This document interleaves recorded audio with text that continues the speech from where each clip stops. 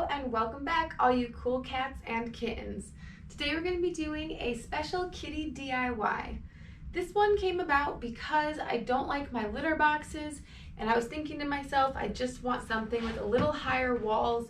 And then in my head I'm like, tote bin. Why have I never thought of this before? Especially when the price of litter boxes is kind of on the high side. This giant box right here was only $11 at the Walmart, and it has handles. So when I go to dump my kitty litter out at the end of the month, I have something to hold on to, which my current litter boxes don't. Now, a little background on the litter that I use. I actually use the special silicone gel litter. It's my absolute favorite, and I get the kind from Kitty Poo Club.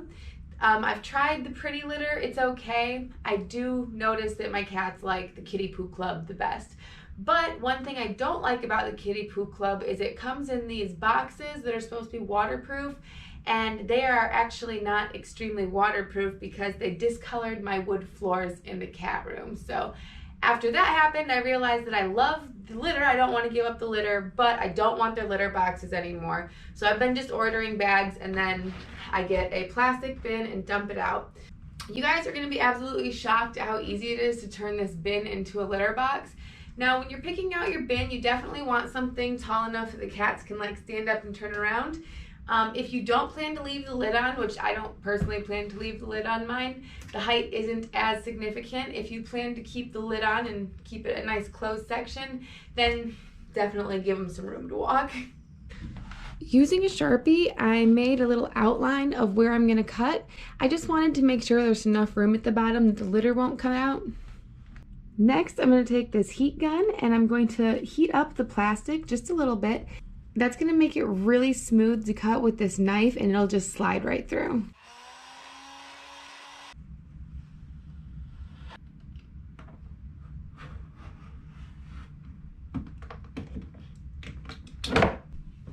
All right, we have our box cut out.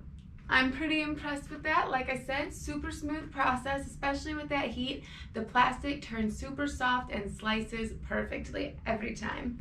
So now we're just going to take this to the cat room and get it filled up with some litter so our cats can give it a try.